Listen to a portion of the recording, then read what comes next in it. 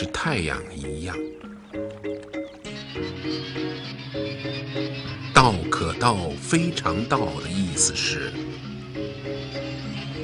道可以说得出来的，就是不常道。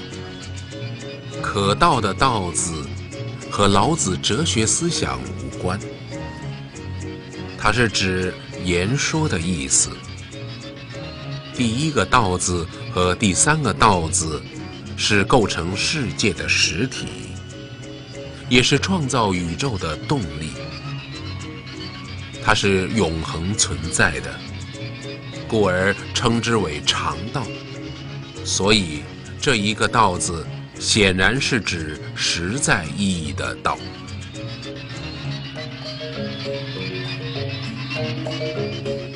名可名，非常名。道德经第1章。无尽藏尼对六祖慧能说：“六祖慧能啊，麻烦你替我解释一下这个《涅盘经》吧，好吗？”真的很抱歉，无尽藏尼，对不起啊，我是不认识字，请你把经文念出来，我可以略解其中的真理。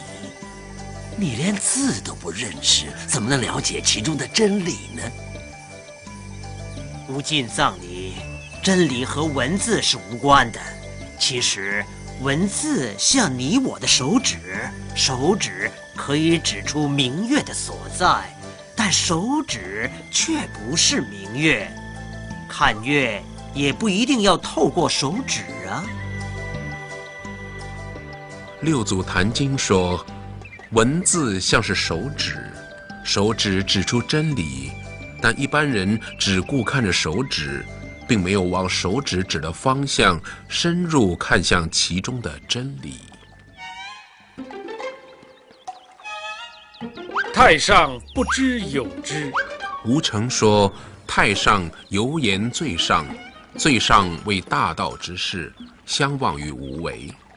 太上的意思就是最上最好，最好的世代就是行大道，大家都能清净无为。蒋锡昌说，太上者古有词语，乃最上或最好之意。未测，故为王纪。太上伐秦，其次宾秦，其次兼约而详讲兴国，无相礼也，为最好伐秦也。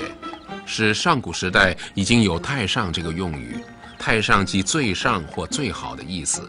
战国策魏策提及过，所以为皇上献计，最好之计讨伐秦国，其次讨好秦国，再其次与其他国家联合一致。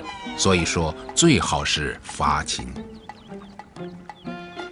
杨朱见老子，如果一个人敏捷有力、疏通明达，这人算是好君王吗？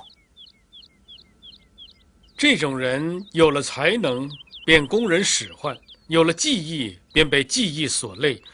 突然劳动自己的形体，离开道是越来越远了。豹因为身上有文采，猿猴也因为身子矫健被人捉去。你说他们是真正的有智慧吗？哦，那到底好的君王是什么样子？明王治天下，不自以为有功，泽及万物，百姓不绝，这样神话莫测，才能算是好的君王啊。最好的世代，人们根本感觉不到统治者的存在，没有政权的压力，大家呼吸在安闲自适的空气中。人法地，地法天，天法道，道法自然。有物浑成，先天地生。吾不知其名，强自之曰道。强为之名曰大，故道大，天大，地大，人亦大。狱中有四大，而人居其一焉。人法地，地法天，天法道，道法自然。有一事物是天地出现之前已经形成了，我不知道它的名字，只好勉强给它个称号，叫做道，又或者叫它做大。所以道大、天大、地大、人亦大。世间上有4大，而人就是其中之一。人效法地，地效法天，天效法道，道效法自然。本章所讲的道，都是指实存意义的道。最后一句所讲的天法道，道法自然，是指效法实存之道所呈现出来的自然规律。释承启去见老子，听说你是一个有大智慧的圣人，所以我不辞千里的来见你。但是我见了你以后，万万想不到你让我太失望了。释承启回去之后，原以为有胜利的优越感，但是心中反而是一片空虚。先生，昨天我骂了你一顿，自以为胜利了，但心情却很空虚。请问这是什么缘故？你昨天来的时候神态高傲，像要和人打架一样。你呀，就像边境上的野马，突然被人捉到，便心气浮动，完全失去了它的本性。是的，是的，那应该怎么办呢？失去本性的人，就叫做自然的贼。你如果要修道的话，就请你恢复自然的本性吧。道以自然为依归，道的本性就是自然。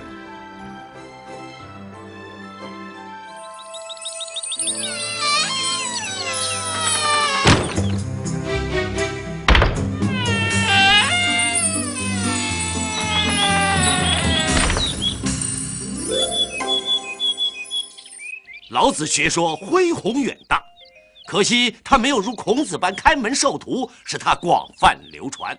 但《庄子》一书却记载了老子几位弟子或问学于他的人。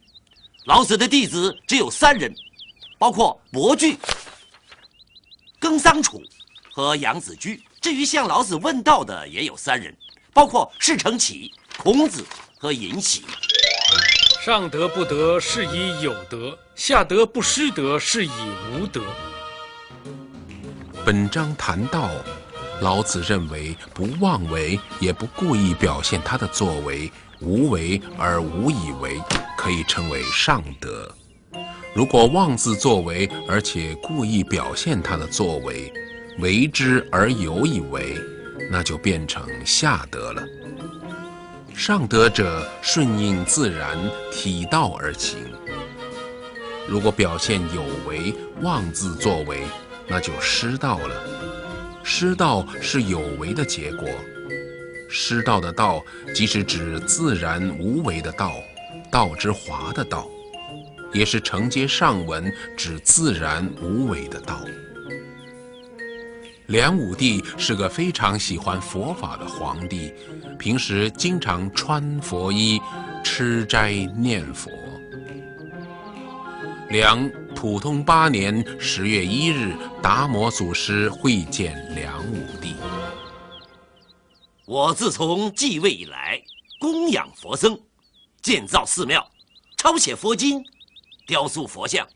达摩祖师，我问你，这究竟有多大功德呢？根本没有功德可言。怎么会没有功德呢？这些都是6道之中的小成果，都是迷惑的再生产，就好像影子的跟随人一样，没什么大不了。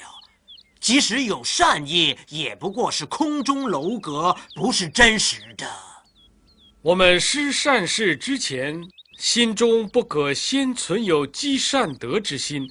如果施善事是为了积德，便是没有德了。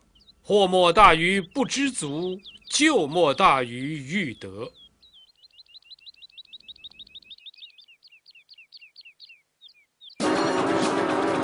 战争的起因大半由于侵略的野心勃勃，贪得而不知止足，结果侵入国土，伤人性命，带来无穷的灾难。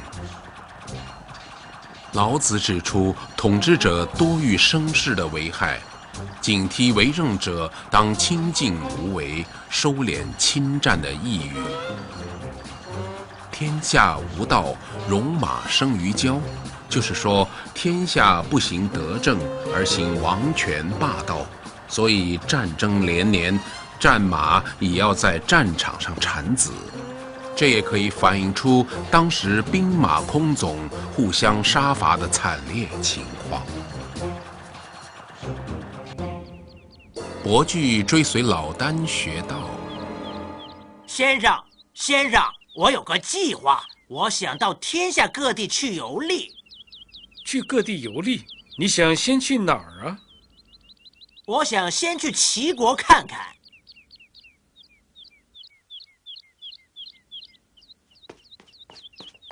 再见了，先生。伯具一踏入齐国的边界，便看到尸体。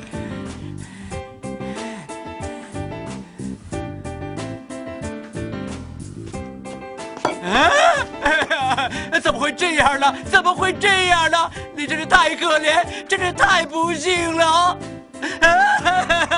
天下最大的灾害，你先遇上了！哎呀，国法上说不要做强盗，不要杀人，但是谁在做强盗？谁在杀人？统治者多欲生事为害，侵入国土，伤人性命，带来无穷的灾难。知者不言，言者不知。知作智解。严灵峰、陆德明、王弼和和尚公都曾经对此做过解释，指出这一句的“知”字等同智慧的“智”。严灵峰先生说，此两“智”字原句作“知”，似当读去声，作智慧之智。陆德明释文云：“知者或病因智。”和尚公注：“智者不言，句云：知者贵行不贵言也。”王公注：“因自然也。”又和尚注：“言者不知，句云：驷不及舌，多言多患。”王公注：“造事端也。”宜和尚、王弼两本知皆作智者。伯昏无人去看列子，